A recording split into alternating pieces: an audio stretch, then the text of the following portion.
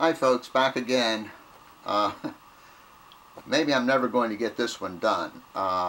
This is going to end up being part 2 of Bathrobe Chronicles number 45. When I taped this, the first time, the memory card ran out. And when I started to do it over, the other part, the part 1, it quit all of a sudden because the battery was shot. So maybe I'll make it through this one. But anyway, this is part 2, and I was talking about passion. And I had just mentioned this fellow who was building a Ferrari, basically machining the whole little car. And I think I was saying something like, this fellow, I would imagine on his way home, he could always look forward to, maybe having dinner if he had a family or whatever with his family or girlfriend or whatever. And then hitting the old workshop for a little while every evening.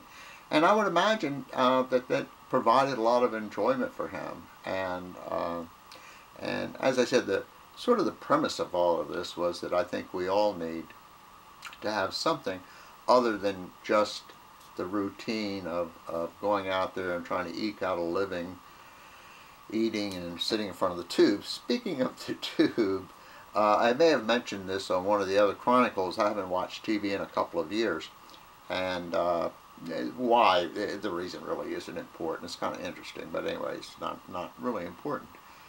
And maybe you guys should get rid of your TV also. Yeah, I know you watch public broadcasting and the educational channels. So, no, I understand. But in all seriousness, if you worry about getting news and things, you get news on your computer, CNN, MSNBC, ABC, and all of those. They have the news programs. But anyway, that's just an aside. But we do need some passion. I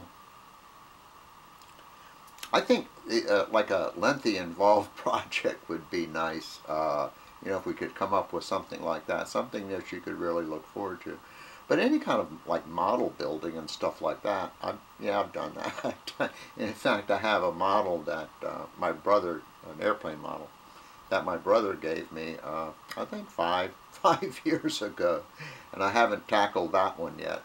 But I think another thing on some of these hobbies, not only do you end up creating something, if you want to use that word, but I think I'm trying to come up with the right word here.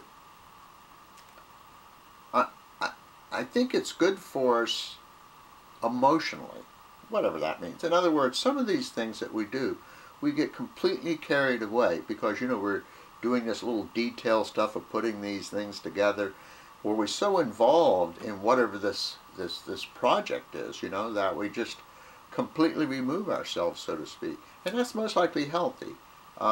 Just to sort of, step out of life for a couple of minutes and relax. And I remember I tried cross-stitching, and I really enjoyed that. The thing I enjoyed about it, not only if you actually finish something, which I rarely finish anything, but if you actually finish something, the stuff looks pretty cool. But the good part of it was you just sit there and you do it, and it's just it's relaxing. It just takes you away from the normal grind and thinking about all the dreadful stuff going on in the world and everything else. So I guess I'm almost finished here.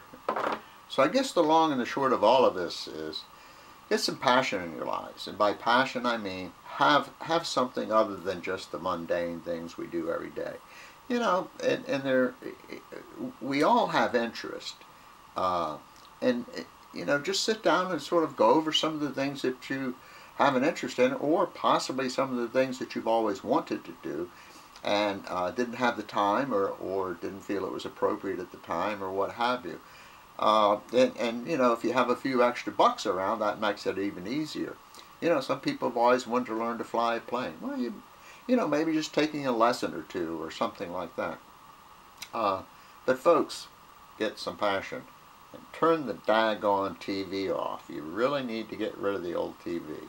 Anyway, I guess that's it for this evening. As Pat Condell would say, peace.